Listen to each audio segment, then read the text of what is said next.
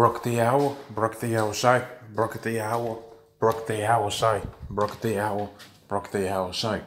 All praise unto Yahweh Shemi Shai Wahara Kakadash. Double honors unto the apostles of great millstone. Honest you brothers will be pushing this truth in sincerity throughout the four corners of the earth. So this is going to be a video going into the apocalypse. What's known what this world calls the apocalypse. Okay, the possibility between a war between Russia and the United States. And pretty much the answer to this rhetorical question, all right, this statement that's been made, this question that's been made, okay, is not only is a world war, okay, a war between the U.S. and the Russians inevitable or possible, okay, is actually gonna happen, okay, according to the scriptures. All right, when you go into the Bible pretty much tells you what's gonna happen. That's why you have a thing called prophecy, okay, and according to prophecy, according to biblical prophecy, all right, this war is gonna come through to fruition, and it's gonna mean the end of Esau's world, which is the so-called white man that runs the world right now, pursuant to the book of Job 9:24. The earth is given into the hands of the wicked. He covereth the faces of the judges thereof. If not wherein, who is he? Okay, Esau's the one that's in rulership of the world right now. But the reality of the situation is that what? The Messiah is giving it unto his hands to rule, and then he's going to give it back onto the rightful rulers, which is the Israelites. Okay, the Negroes, Hispanics, Native Americans. Those are the rightful rulers of the world, and the Messiah is going to give them the world, man. All right, so going into the possibility of a war, not only is it inevitable, but it is also necessary for the judgment of Edom, because they touched the children of Israel. Okay, they put their hands on the Israelites, the people of the Lord. Okay, and therefore the judgment that was going to come upon them is to be destroyed. Okay, and we're going to see that within the scriptures. All right, so I'm going to read a little bit of this, and then I'm going to go into the scriptures. Excuse me, I'm doing stuff in the background to try and fit everything in. All right, so it says here, nearly half of the U.S. military troops, all right, believe America will be drawn into a major war next year, and see Moscow and Beijing as the main threats. And basically, when you check out these so-called sanctions that are being placed all over the place, who are the main people that are getting them sanctions? Remember, them sanctions also lead on to what? Onto what's known as lead on to wars, man. Okay, they're gonna lead on to wars, and ultimately they're gonna lead onto what's known as the World War III, the World's War III. All right, okay, and this is what these different people are seeing. They're seeing the different they're seeing the pattern, okay, that's happened. All right, prior to this world war that's gonna come. They've seen what happened with World War I. They've seen what will happen with World War II. And they've come to the conclusion that what? These sanctions that America is putting on Russia and is putting on China is going to ultimately lead on to a world war. He says, but is there any basis for this anxiety? He says almost a half of soldiers and commanders in the U.S. armed forces, 46%, believe that a country will be drawn into a large-scale war, armed conflict in 2019. And that's in a couple of months, right? Reveals and laws will, okay? Because Jake is catching hell out here. All right. Once this world's war plays out, pretty much what's going to happen is the Messiah is going to deliver his men.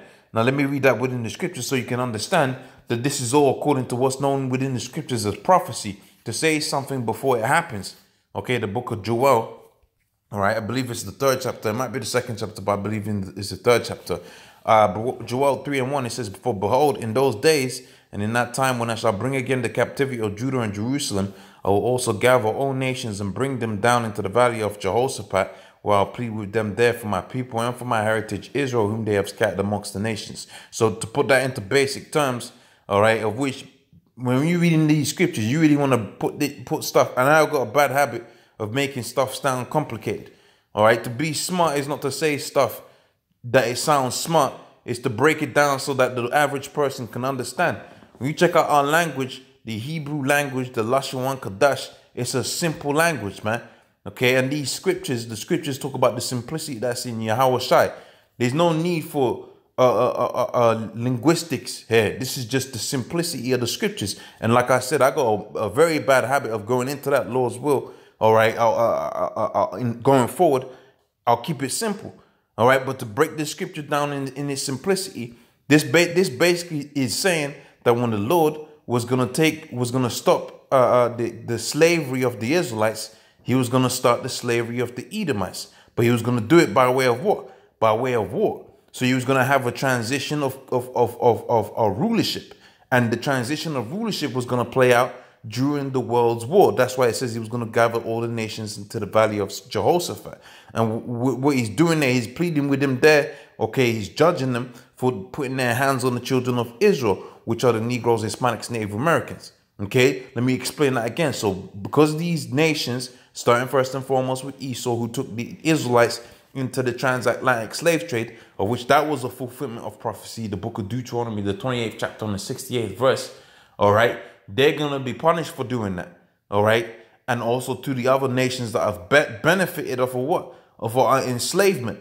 Okay. All of these nations, they're going to go into slavery. But in order for them to go into slavery, their power structure needs to be destroyed. Okay. So there's not going to be any more NATO. There's not going to be any more Chinese, People's Army. I believe that's what they call their army over there. There's going to be none of that.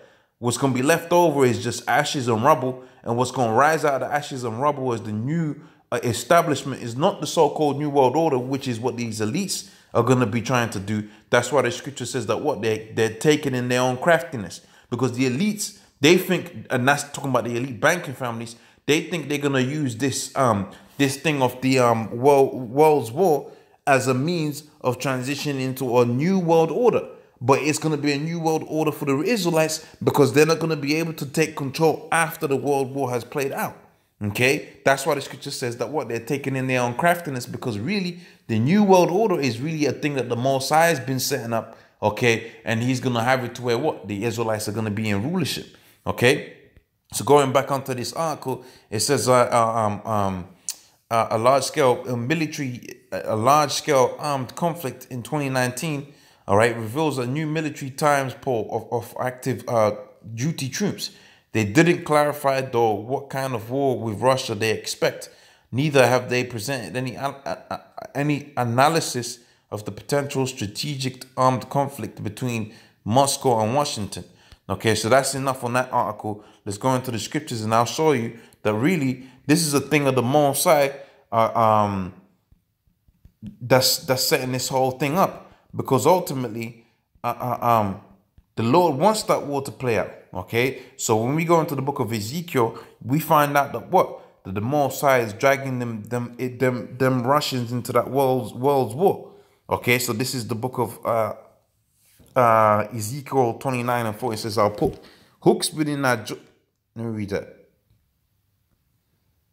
from the top. So that's not it. Okay, that's not it. I don't think that's it.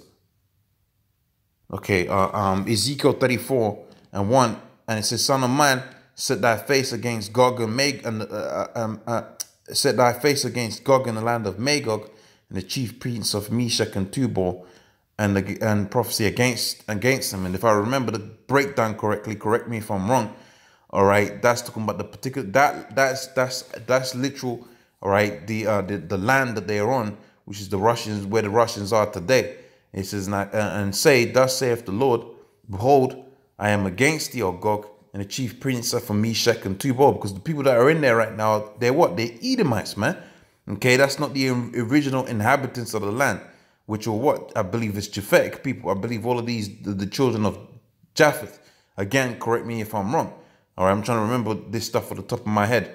It says, and I'll turn thee back, and I'll put hooks within thy jaws, and I'll bring thee forth, and all thine army and thy horses, and all of them clothed with all sorts of armor, even a great company with bucklers and shield, all of them with swords. Persia, okay, which is the Iranians, the Ethiopians, which is them Hamites up there, and Libya, all of them, okay, with helmet and shield. Gomer and all of his bands, and Togarmah and the north quarters, all right, and many people with thee. It says, be thou prepared, and prepare thyself and all of thy company that are assembled unto thee, and be thou a guard unto them. If you check out what Russia's doing out there, okay, you pretty much you find out that Russia is being a guard onto what? Onto Persia, which is Iran, China. Okay, a lot, by proximity, all right. China's got a lot of what interests out there within Africa, and Ethiopia and all of them countries that was mentioned there. So the Mosai is putting hooks within the jaws of Russia to do what? To drag them out into that world's war. Okay, the book of Isaiah, the 13th chapter. Now this was talking about what? This scripture is twofold because it touches on the history of what happened back in them times when the Medo-Persians took down the ancient Babylonians. But the reality of the situation is really this scripture right now, when you read it, there is a spiritual application of this scripture, which is for this time. Okay, that is to say, Babylon, the land of confusion, which is America, was going to be taken down by an army from the north, which is them Russians. Okay, Isaiah 13:1, it says, the burden of Babylon, which Isaiah the son of Amos did see, says, lift you up a banner upon the high mountain, exalt the voice unto them, shake the hand, which is what the apostles on down are doing unto all of these people. We're telling you, look, you're going off.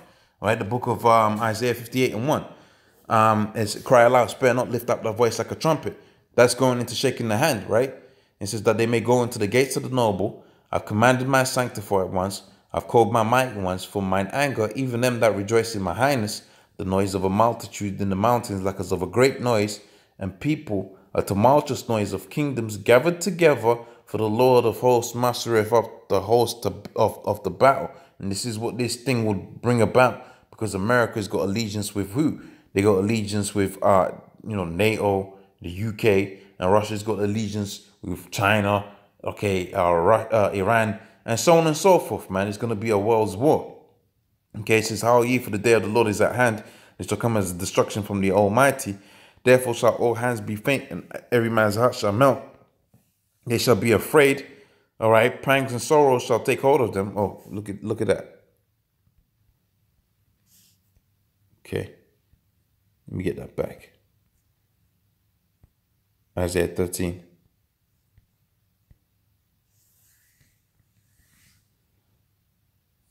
Keep doing that. That's Satan. That. Okay, let me just quickly finish up this precept there. It keeps on flipping back as if I'm touching the screen or something. How are you, for the day of the Lord is at hand, and it shall come as a destruction from the Almighty. Therefore shall all hands be faint, and every man's heart shall melt, and they shall be afraid, and pangs and sorrows shall take hold of them. They shall be in pain like a woman that travaileth, and they shall be amazed one to another, and their faces shall be as flames. Behold, the day of the Lord cometh cruel, both with wrath and fierce anger, to lay the land desolate, and the sinner thereof shall be cut off out of it.